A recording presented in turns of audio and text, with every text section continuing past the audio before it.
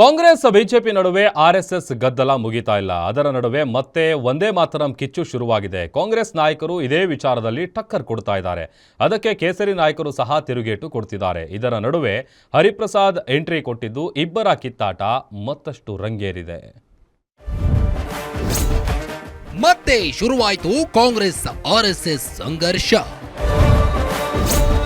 ಬಂಗಾಳದ ಎಲೆಕ್ಷನ್ಗೆ Vande Mataram gimmick.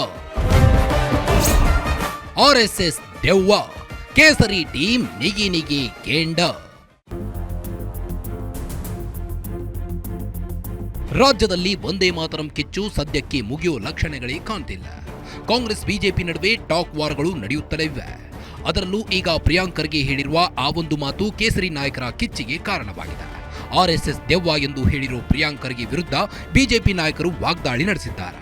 RSS ಬಗ್ಗೆ ಮಾತನಾಡುವ ಬದಲು ಮೊದಲು ಕಲಬುರಗಿಯ ಅಭಿವೃದ್ಧಿ ನೋಡ್ಲಿ ಎಂದು ಟಕ್ಕರ್ ಕೊಟ್ಟಿದ್ದಾರೆ.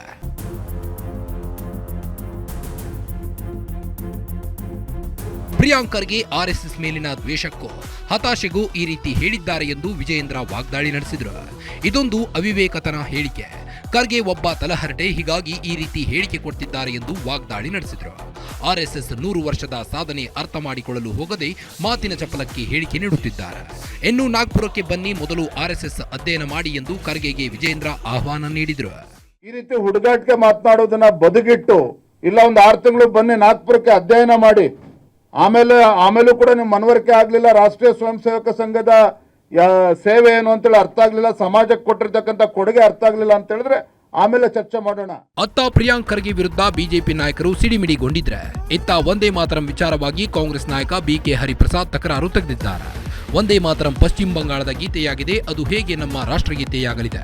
ಇದೆಲ್ಲ ಪಶ್ಚಿಮ ಬಂಗಾಳದ ಚುನಾವಣೆಗೆ ಮಾಡುತ್ತಿರುವ ಗಿಮಿಕ್ ಎಂದು ತಿರುಗೇಟು ನೀಡಿದರು. ಅಲ್ಲದೆ ಆರ್ಎಸ್ಎಸ್ನವರು ಯಾವತ್ತಾದರೂ ರಾಷ್ಟ್ರಗೀತೆಯನ್ನ ಹಾಡಿದ್ದಾರಾ ಎಂದು ಪ್ರಶ್ನಿಸಿದರು. ಈಗ 75 ವರ್ಷ ಆದ ನಂತರ ಪುನಃ ಒಂದು ರೀತಿಯ ಕೆಟ್ಟ ಭಾವನೆಗಳನ್ನು ಕೆರಳಿಸಲಿಕ್ಕೆ ಮತ್ತು ಕೋಮು ಉನ್ಮಾದವನ್ನು ಬೆಂಗಾಲಲ್ಲಿ ಸೃಷ್ಟಿ ಮಾಡಲಿಕ್ಕೋಸ್ಕರ ಈ ಒಂದು ತಂದಿದ್ದೀವಿ. ಇದು ವಂದೇ ಮಾತರಂಗೆ ಯಾರೂ ಸಹ ವಿರೋಧ ಇಲ್ಲ.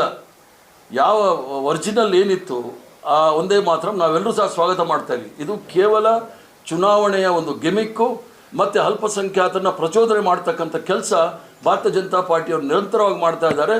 ಇದು ಕೇವಲ ರಾಷ್ಟ್ರಪತಿಗಳಲ್ಲ, ಸುಪ್ರೀಂ ಕೋರ್ಟ್ ಸಹ ಸುಮೋಟೋ ಕೇಸ್ ತಗೊಂಡು ಇದ್ರ ಬಗ್ಗೆ ನೋಡಬೇಕಾಗುತ್ತೆ. ಒಟ್ಟಾರೆ ಪ್ರಿಯಾಂಕ್ ಖರ್ಗೆ ಆರ್ಎಸ್ಎಸ್ ಬಗ್ಗೆ ಹೇಳಿಕೆ ಕೊಟ್ಟು ರಾಜ್ಯಾದ್ಯಂತ ಬೆಂಕಿ ಹೊತ್ತಿಕೊಂಡಿದೆ. Kavana Shivanna, political bureau, guarantee news, Bengaluru.